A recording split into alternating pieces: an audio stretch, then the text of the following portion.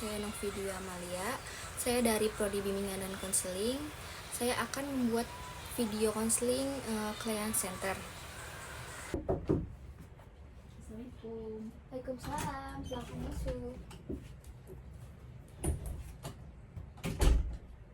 Silahkan duduk. Apakah hidupnya sudah nyaman, Kak? Sudah. Ya.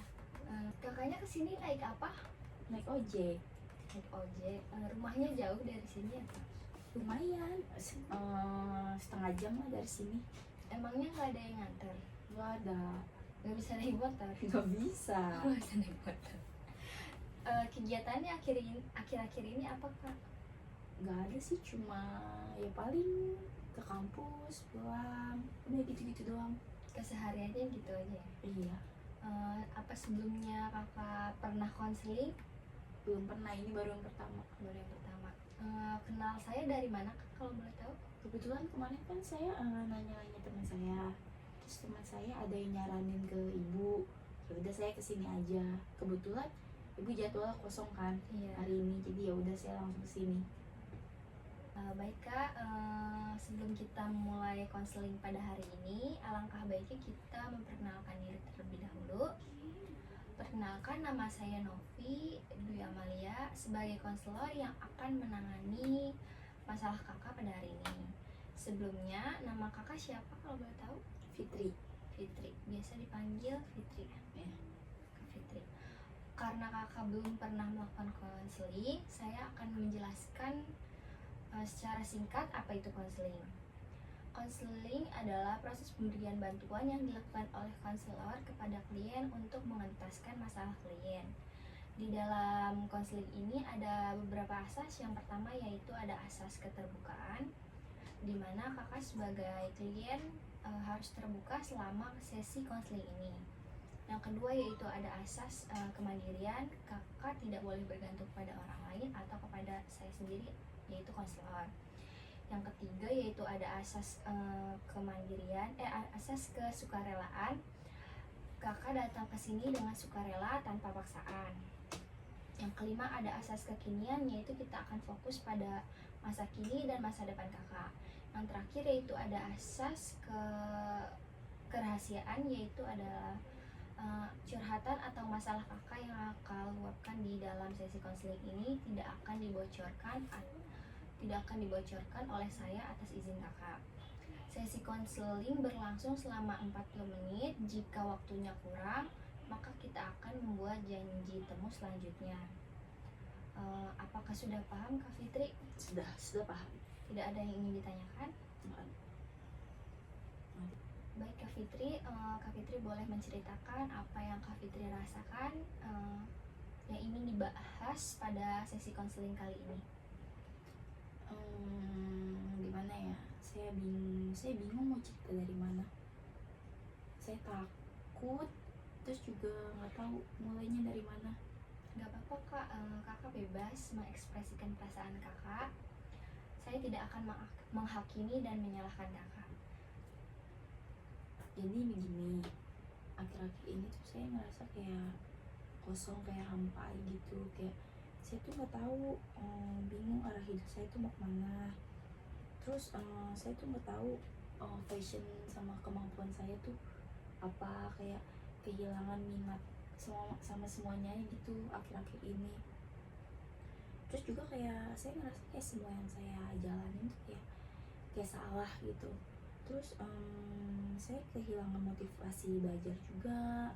Saya juga ngerasa cemas ngeliat teman-teman saya akhir-akhir ini kok kayak mereka bisa gitu, kok saya enggak, saya masih stuck di sini-sini aja, sedangkan mereka tuh udah bisa maju gitu, kayak begitu. Baik, Kak Fitri, sepertinya terima kasih karena sudah bercerita pada saya. Sepertinya Kak Fitri kehilangan arah dan tidak tahu apa yang Kak Fitri inginkan ya. Iya, begitu. Lalu apalagi, Kak? Iya, saya juga ngerasa saya tertinggal sama teman-teman saya. Bahkan saya masuk jurusan ini juga kayak ini tuh bukan jurusan yang saya mau gitu. Itu saya masuk sini tuh atas perintah orang tua saya, jadi ya udah saya ikutin aja. Sepertinya kamu menjalani kehidupan kamu tidak atas keinginan kamu ya.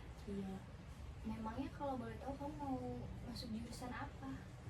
sebenarnya dari awal tuh saya pengen masuk jurusan desain, cuma karena ditentang jadi ya udah saya ngalah aja, jadi saya masuk jurusan ini. Oh begitu. Apakah kamu sudah berbicara kepada orang tua kamu kalau kamu mau masuk jurusan desain sebelumnya? Saya udah pernah bicara dari sebelum orang tua saya mau milih ini juga. Saya emang udah minat banget masuk jurusan desain, cuma karena menurut mereka jurusan desain kurang jelas mungkin atau masa depannya gimana, jadi mereka nggak setuju.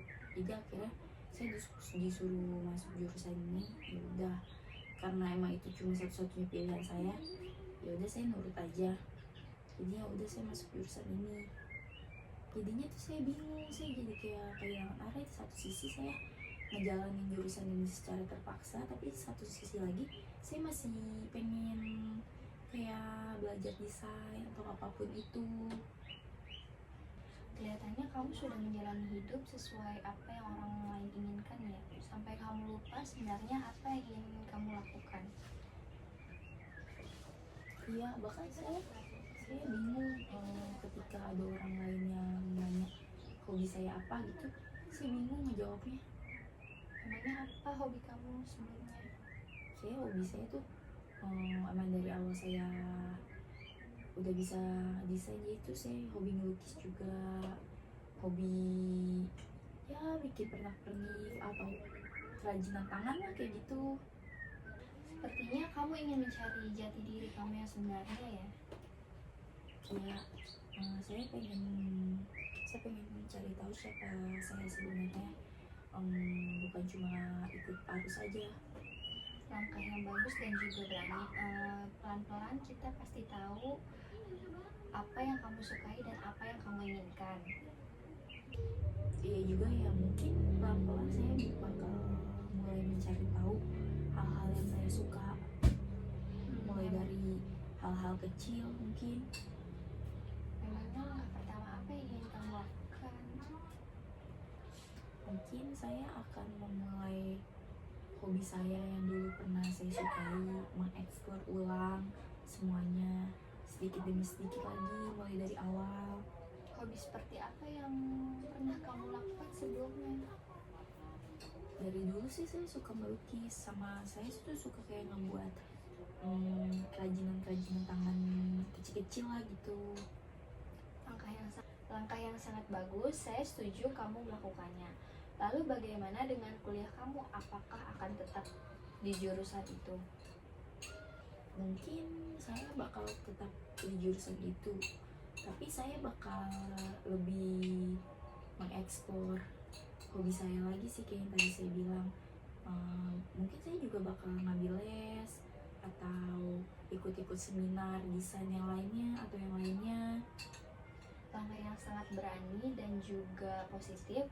Lalu bagaimana dengan orang tua kamu? Akankah mereka menyetujuinya? Langkah yang berani tanpa paksaan, kamu ingin melakukannya dengan sangat positif. Lalu bagaimana dengan orang tua kamu?